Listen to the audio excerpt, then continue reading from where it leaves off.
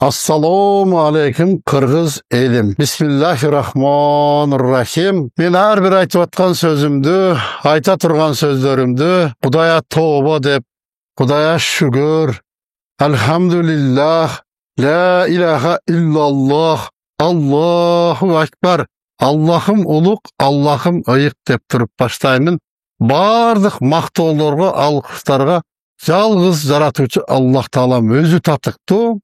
Алем салам салаваттар пайгамбарыбыз Мухаммед Мустафа саллаллаху алейхи ва салламга болсун. Бисмиллахиррахманиррахим. Кымбаттуу кыргыз элим, менин бүгүнкү ошо YouTube канал аркылуу сиздерге кайрылып сүйлөп жаткан сөзүмдүн максаты элиме ушул көп жылдык тажрыйбасы бар тамырчы табып катары өзүмдүн тажрыйбама таянып, элимдин саламаттыгын ойлоп, Аллах Тааламдын ыраазычылыгын ойлоп, өз мекендештериме, мусулман пенделерине, анын ичинде жалпы эле адамзатка өзүмдүн дарыгер катары кеңешимди берейин деп чечтим. Менин бүгүнкү максатым азыркы күндө бизге ушул көп мекендештерибиз, мамлекетибиздин бардык аймактарынан келген кишилер, аталар, апалар, жалпы эле бейта оорул адамдар кайрылып жатат. Ушу мага кайрылган адамдардын 70% өтө оор деген оорудагы адамдар кайрылып жатып атат. Акыркы үмүтүм деп келип жатышат. Ар кандай кырсыктаган оорулар келип жатат.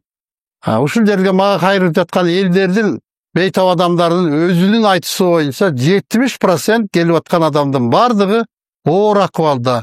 Онкологический рак оорулары, 3-4 стадия, хронический көп жылдык оорулар, бөйрөк алмаштыруу, боор алмаштыруу, операция деген түрдүү ыкмалар менен дарыланып, шифа тапкандары, шифа таба албай аткандары кайрылып жатат. Анан ошол кээ бир мезгилде биздин мекендештер сен эмне бардыгын кабыл ала албай атасың, же болбосо тяжелый ооруларга биринчи жардам бербейсиң деп. Айланайын элим, мага кайрылган адамдын 70% оор болуп атат. Мен тандай албай атам, ажыратып бөлө албай атам. Бардыгы зарыл, бардыгы оор акыбалда. Жашына карабай, мен көлдөн келдим, мен оштон келдим дейт. Айырмасы жок. Көлдөн келгенде, оштон келгенде ошондой диагноз менен. Жаш бала деп атат, бул сакалдуу деп атат. Сакалдуу да ошондой оору менен келип атат. Сакалы жок, наристе бала да ошондой эс үчүн жоготуп, же болбосо бир рак оору менен кайрылып жатат. Мен Кудай Тааламдын каалоосу менен, Аллах Таалам берген илим менен колуман келишинче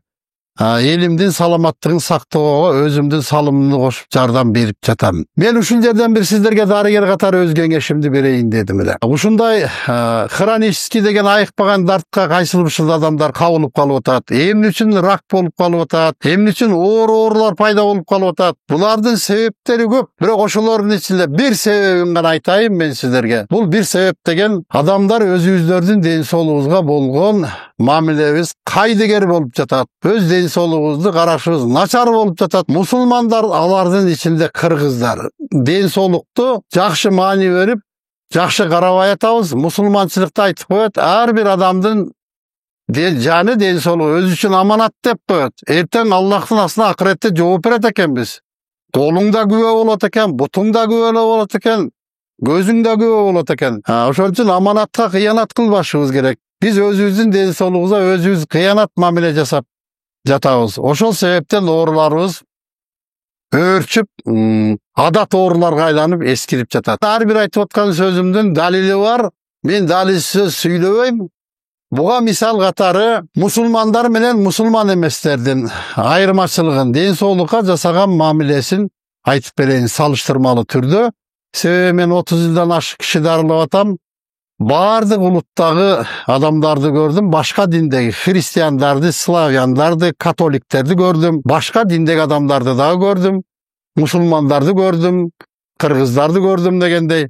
Ошонун ичинде мен да анализ кылып, ар бир жасаган жумушумду, ар бир ооруну жазып отурам. Быйыл кандай оору көрдүм, кандай оорунун дарысын таба алдым, кандай ооруну таба алган жокмун. Кайсыл улуттагы адамдар кайсыл улут менен көп оору менен ооруп жатат. Бул жерде мисалы славяндар дейбизби, христиандар дейбизби, орус улутундагылар дейбизби? Булардын ден соолукка жасаган мамилеси башка, мусулмандардыкы айырмасы бар. Себеби ошо орус улутундагы славяндар дарыгерге, доктурга кайрылганда мен ооруп калбайын деп кайрылат экен. Мен ооруп калбайын этияттан деп алдын ала келип дарыланат экен. Ошондон алдын ала келсе, дарыланганга да жеңил экен, дарыгерге да жеңил болот экен. Ал эми мусулмандардын, алардын ичинде менин мекендеш кыргыз туугандарым кайсыл учурда дарыгерге кайрылат? Врачкабы, табыпкабы айырмасы жок. Кандай себеп менен кайрылат? Өлүп калбайын деп келет экен. Менин кыргыз мекендешим дарыгерге кайрылыш үчүн инсульт болуш керек, инфаркт болуш керек, давление болуш керек, рак болуш керек, приступ болуш керек. Ошондон менин кыргыз бир тууганым мен ооруп атам деп анан дарыгерге кайрылат экен. Анан андай учурда дарыланыш үчүн оорулуу адамга кыйын. Ал эми дарыгер үчүн дагы бул өтө оор. Себеби ар бир оорунун убакыт сааты бар, күнү бар болжогон. Ошондон өтүп кеткен болсо, аны дарылаш кыйын. Анан тиги дарылай албай атат, бул билбей атат дейт. Ал өзүнчө тема.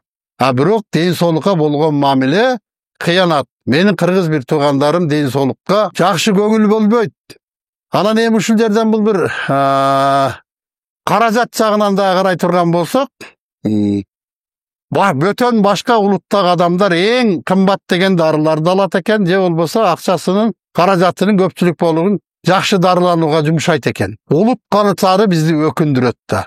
Менин кыргыз мекендештерим биринчи тапкан каражатка там салыш керек.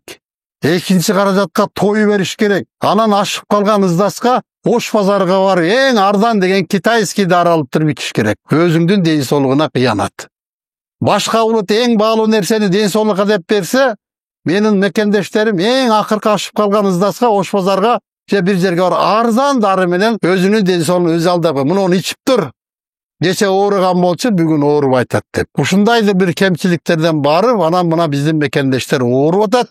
Ушуларды көрүп туруп, дарыгер катары менин жүрөгүм ооруйт.